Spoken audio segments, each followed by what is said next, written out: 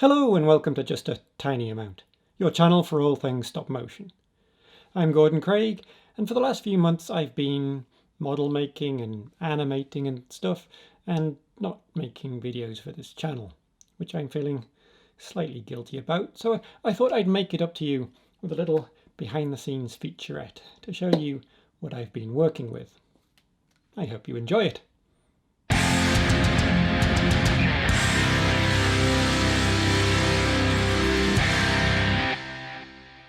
So this rather cramped wee nook in the corner of my loft space has been my home for the last few months, well before any lockdown started.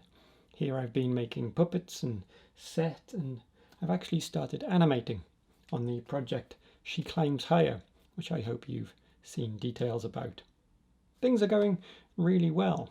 Animation is underway, and yes, it's not the fastest of processes, but never is.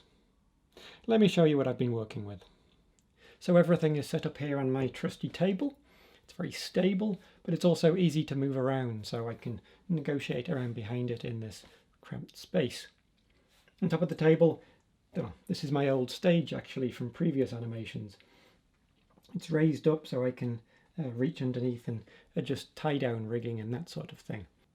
But for this project, it's good for storage of props and bits of wood, pointed sticks, tacky wax, that sort of thing.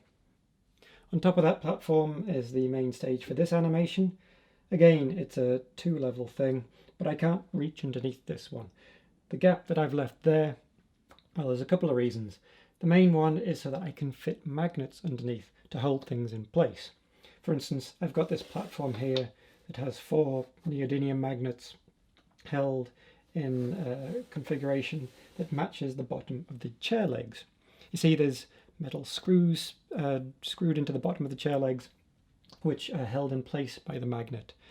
Coupling that with a bit of tacky wax on the bottom of each leg means that it does not move if you nudge it accidentally in the middle of a shoot. These magnets can also hold in place things like the rigging platform to make sure that that stays stable as well. Things like the table and the bed, they have little wooden posts underneath them that go into holes into the table, because I know where they're going to be for the entire shot, so I don't need to allow for them to move. The puppet itself is behaving reasonably well. The only thing that has broken on it so far has been the ankles. I'm dreading the day when one of the wrists or fingers break, because that's a little bit more work to replace. Another reason that I made the platform slightly raised was to help with the supporting of the set walls. So to do this, I've put additional magnets just at the edges of each of the stage. These are the types of magnets that you would put inside a cupboard to hold the doors shut. So there's the magnet screwed into the platform itself, and then there's a corresponding bit of metal at the bottom of each of these sections of wall, and these sort of hold it and stop it from being pushed back.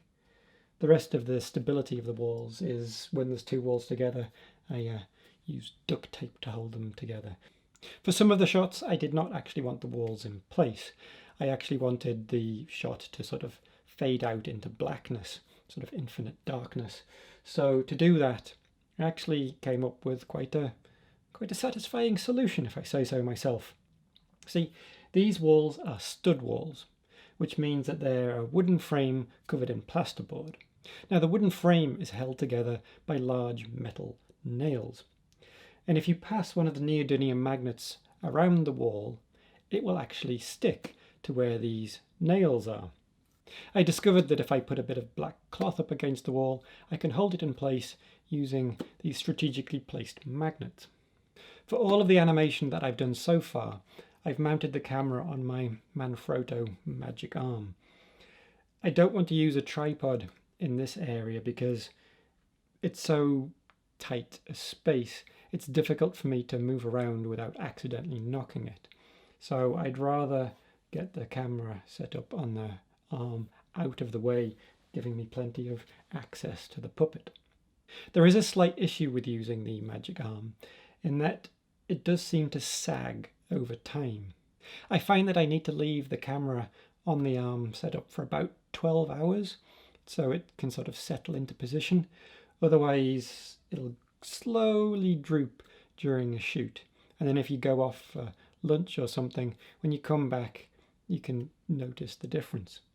This means I've got into a cycle of setting up for a shot the night before I'm wanting to shoot the next day. I normally clamp the magic arm directly onto the table, but sometimes, like in this situation, I need to raise the camera higher than the length of the arm. So in these instances, I've actually clamped it onto my storage boxes that are reasonably stable and so far have performed well. The same goes for lighting. So as well as using the main light in the room itself, I've also got these clip-on LED spotlights, which have proven to be very useful. So that's where I'll leave it for this update. If you want to see a cheeky wee sample video, I'll link to it up in the thingy in the corner. If you like this video, share, subscribe, comment, that sort of thing. Tell me if you are wanting more of this. Otherwise, this is just a tiny amount. I'm Gordon Craig, and I shall see you in the next video.